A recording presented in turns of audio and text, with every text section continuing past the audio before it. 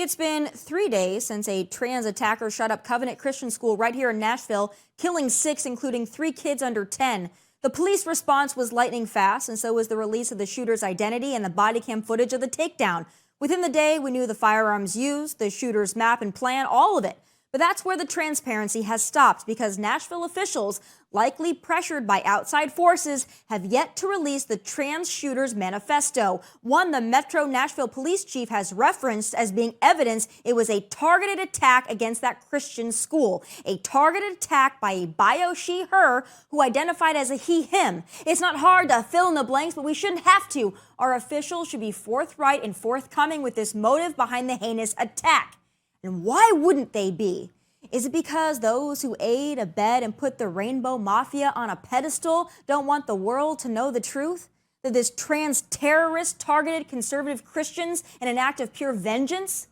Here in Nashville, we know what the hell this was. But if you only watch the mainstream media and are without a brain or original thought, you'd likely think it was we Christians or Christian conservatives who shot up a school.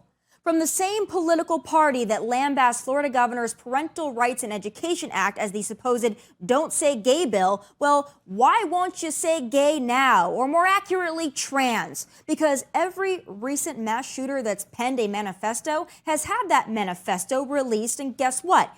Even if they happen to be white or a Trump supporter or whatever, we on this side of the political divide haven't protested it because we don't stand up for the monsters that may lurk within our movement. We root them out and we condemn them. So why can't y'all?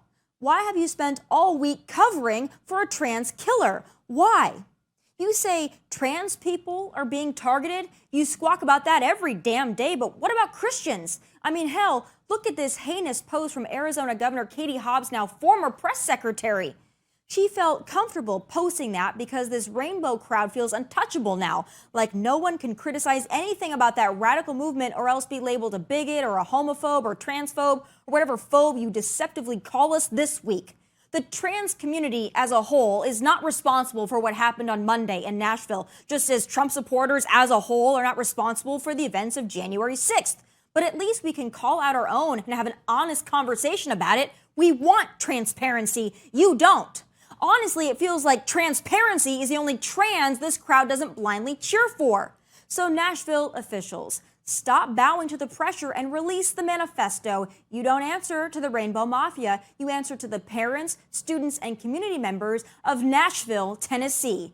And we will continue to put the heat on you until you do it. Bet on that.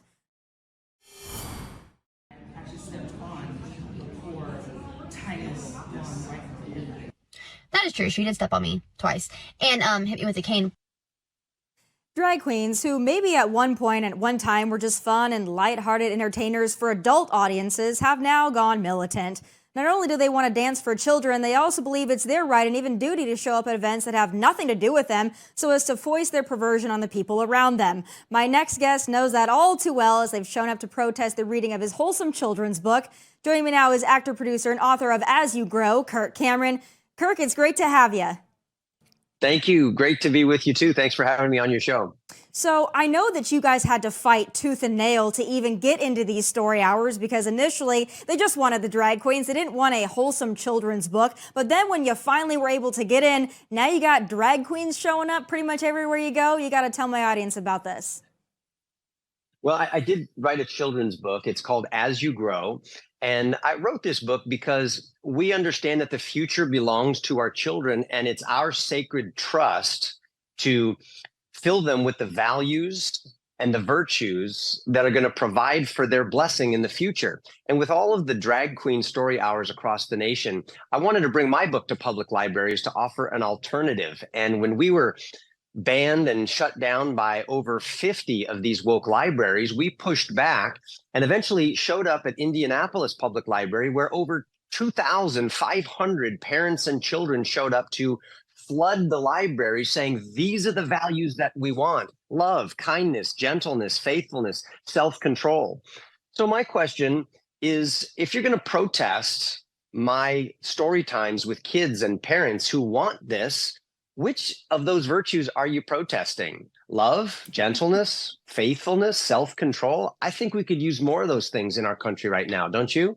I certainly do. And it's really unfortunate the way that this narrative is shaped up in popular culture, because if you have a book like yours that teaches all those wonderful values, somehow, because you're not a drag queen, or somehow because you don't have a drag queen story hour, somehow that makes you anti-gay, anti-trans, every phobe in the book.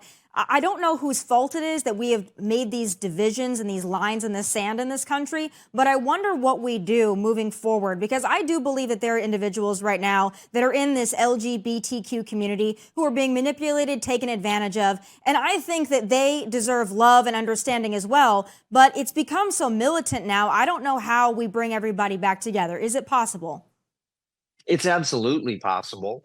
History tells us that, and my great map and guidebook for morality and virtue, family, and the future, the Bible, the book that built America, tells us that it's absolutely possible. But it's got to start with uh, not blaming other people, but recognizing that the family of faith has been leading the charge since the beginning, and all this deterioration has happened on our watch. If you looked at my marriage and said, Kirk, your marriage is falling apart, it does me no good to blame my wife or to blame my neighbors. I need to say, wait a second, I have responsibility in this. Now, if we want our children to have a culture that we can celebrate, that is going to bring us joy, we've got to create that culture, not just sit back on our couches, watching the news, complaining, crying in our Chick-fil-A soup, wishing that it wasn't this way. We need to say, no, it's time to get off the defense. We need to get out of the grandstands into the arena, get on the offense, and begin running the plays that lead to blessing. That's why I'm on the road. That's why I'm visiting libraries. I'm trying to inspire parents to positive action by demonstrating some bravery and some moral integrity myself and doing something about this. And I'm finding that it's working. Parents are coming out of the woodwork. They're getting involved. And if people would like to support us and this movement, go to bravebooks.com. You can get my book there. You can get all sorts of great books about good virtues for your kids, warnings against cancel culture, CRT, and communism, among other evils in the world, and bring your kids the hope of a great future and a relationship with God. And you can find that at bravebooks.com. I have a couple of my Fox News colleagues, Julie Banderas, Sean Spicer being two, that are also part of this Brave Books initiative, which is so fantastic and so successful. I want to spread it around the country and around the world to get your message out. I also wonder, there, going back to Christianity, I'm sure that you've heard about what happened in Nashville at the beginning of the week. We had 6 people in a Christian school slaughtered, 3 of those people being children under the age of 10 by a trans attacker. Now, the media is going out of their way now, and I'm sure you've seen the headlines, Kirk, to somehow blame Christians and conservatives for this attack and not the trans shooter herself.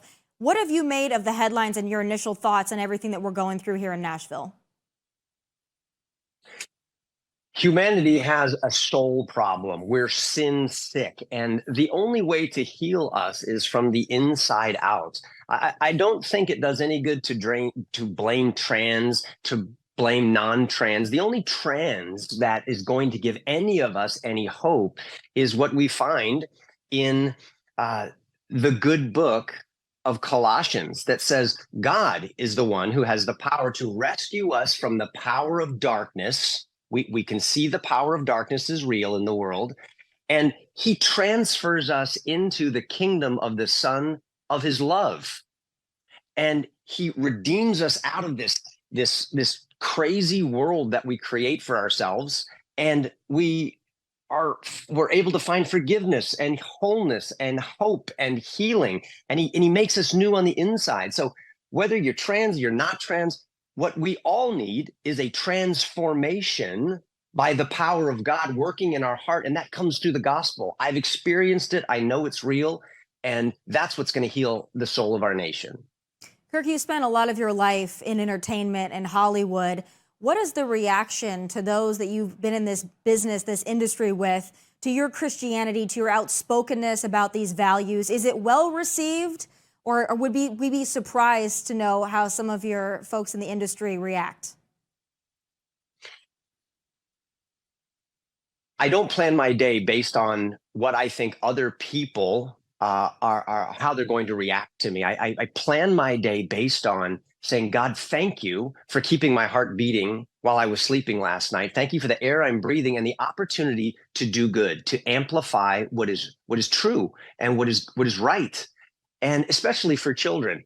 So, my senses tell me that there is a real resurgence and revival of goodness, truth, and beauty, even in Hollywood. We just saw this movie that came out, The Jesus Revolution. I've been part of movies that have celebrated these good kinds of values, and people come up to me in airports. They come up to me in schools and churches and say, "Thank you for standing for what's right." This woke agenda is breaking us down as a nation. It's destroying the family, destroying the church, destroying government. We're being infiltrated by an evil virus that is far worse than COVID.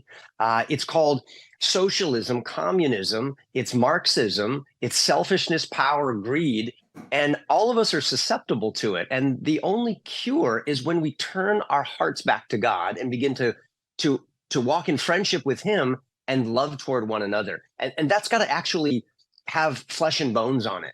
That's got to be us doing these things, not just talking about these things, which is why I'm trying to do my part out on the road, crisscrossing the nation at public libraries, reading my book about biblical wisdom and the fruit of the Spirit to anyone. And so, protesters, you're welcome. Please come. I would love for you to hear the message that transformed me. I love to hear it. Do you have any plans to come to this neck of the woods, Nashville area, anytime soon? I know you've got a lot of supporters and a lot of fans here. Well, I love Nashville, Tennessee. Nashville is calling my name, and I hope to be there soon. In fact, I will be there tomorrow night. And I'm going to be helping out at a Christian school in the Middle Tennessee area, and who knows? I may even have a residence there one day. Hey, we would love it. Your message is so important in this country, but especially in Nashville after everything that we've gone through this week. Thank you for taking the time, and have a wonderful time here in Music City.